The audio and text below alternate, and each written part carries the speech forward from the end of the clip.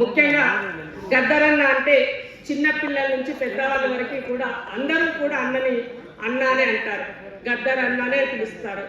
ఇవాళ నిజంగా నేను అన్నతో నాకున్నటువంటి అనుబంధాన్ని ఒక నిమిషం చెప్పాలనుకుంటున్నాను.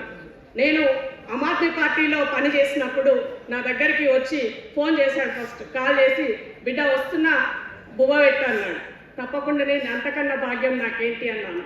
ఆ తర్వాత వచ్చిన తర్వాత బాబాసాహెబ్ అంబేద్కర్ యొక్క పేరును పార్లమెంట్లో పార్లమెంటుకు పెట్టాలి, దీనికి సంబంధించి నువ్వు కార్యాచరణ తీసుకో, నువ్వు ఒక మాట గట్టిగా పూనుకున్నట్లయితే నువ్వు తప్పకుండా దాన్ని చేస్తావు, మాట ఇవ్వు, నువ్వు చేస్తావని నన్ను దాని దగ్గర నుంచి మాట తీసుకున్నాను.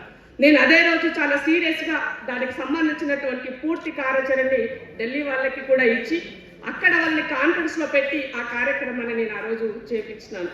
తర్వాత మళ్ళీ నన్ను ప్రతిసారి ఆ ప్రోగ్రాం గురించి రివైండ్ చేసి, అంటే ఒక కమిట్మెంట్, ఒక మాట, అంబేద్కర్ పట్ల తనకున్నటువంటి ఆ అంకిత భావాన్ని ప్రతి ఒక్కరిలో చూడాలనుకునేటువంటి తన వ్యక్తిత్వానికి నేను శిరస్సు వంచి నమస్కరిస్తున్నాను. ఇవాళ ఆయనను నేను చిన్నప్పటి నుండి కూడా, నేను చిన్నగా ఉన్నప్పుడు తను పాడేటువంటి ప్రతి పాటను కూడా ఈ సమాజంలో ఉన్నటువంటి రుగ్మతలను సృజింపజేయడం కోసం, ఈ సమాజాన్ని చైతన్యం పరచడం కోసం ఆయన చెప్పినటువంటి మాటలు పదే పదే చెవులా మారుమోగుతాయి.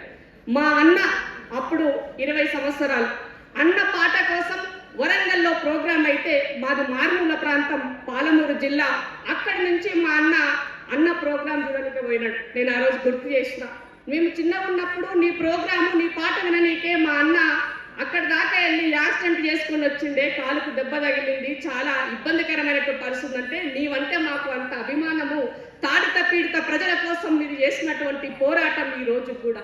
అందుకనే ప్రశ్నించే తత్వం ఉన్న ఎవరైనా కూడా, కింది వర్గాలకు, అనరాని వర్గాల కోసం పనిచేయాలనుకున్న ఎవరైనా కూడా గద్దరన్న యొక్క ఆయన యొక్క ఆశయ సాధన దిశగా అడుగులు వేసినటువంటి వాళ్ళు ఇవాళ గద్దరన్న యొక్క ఆయనకు నిజమైనటువంటి నివాళిగా మనం చెప్పాల్సినటువంటి అవసరం ఉన్నది. అలాంటి గద్దరన్న గురించి ఒక పనికి వెళ్ళినటువంటి వ్యక్తి పార్లమెంటులో ఇవాళ పార్లమెంటు సభ్యత్వం ఉండి ఆయన ఒక మంత్రి పదవి అనుభవిస్తున్నటువంటి దుర్మార్గుడు మొన్న మాట్లాడినటువంటి మాటలు నాకు కాలి కింద దుమ్ము లేపినాయి. ఇవాళ రాజకీయ వేదిక కాకపోయినప్పటికీ కూడా చెప్పాల్సిన అవసరం ఉన్నది. ఒక మహోన్నతమైనటువంటి వ్యక్తిత్వం ఉన్నటువంటి ఒక వ్యక్తి గురించి తను ఒక బురద జల్లే కార్యక్రమం చేసినప్పుడు, తెలంగాణ వాదం అంటే, తెలంగాణ అంటే గద్దర్ అంటే తెలంగాణ అనేది ప్రతి ఒక్కరికి తెలుసు. ఆయన ఆట పాట లేనటువంటిది, తెలంగాణ ఉద్యమం లేదు, తెలంగాణ ఆట లేదు, తెలంగాణ పాట లేదు, తెలంగాణ ప్రజలు ఏకం కాలేదన్నది ఎంత సత్యమో, తెలంగాణ ఉన్నంత వరకు కూడా, ఈ భూభాగం ఉన్నంత వరకు కూడా గద్దరన్న పాట ఉంటదన్నది కూడా అంతే సత్యం. అలాంటి చరిత్రలో ఉన్నటువంటి చరిత్రహీనుడు మాట్లాడుతూ బురద జల్లితే నేను ఒకటే మాట చెప్పిన, తెలంగాణ ఉద్యమకారులారా, తెలంగాణ వాదులారా, బండి సంజయ్ని హఠావో అని నేను ఆ రోజు చెప్పిన, పిలుపునిచ్చా.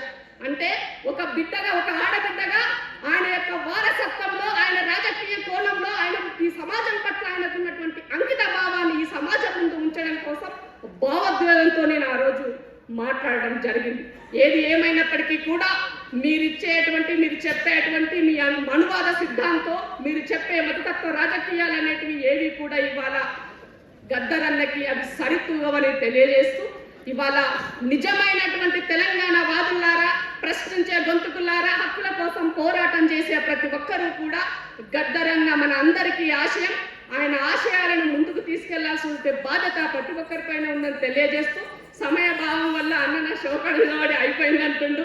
కాబట్టి మరొకసారి అందరం కూడా గద్దరన్నని స్మరించుకుంటూ ఆయన యొక్క ఆశయ సాధన కోసం పనిచేద్దామని, అదే అసలు సిసలైనటువంటి నివాళి అని తెలియజేస్తూ, గద్దరన్న అమర్ రహే, గద్దరన్నకు మరొకసారి శిరస్సు వంచి నివాళులు అర్పిస్తున్నాను. Thank you.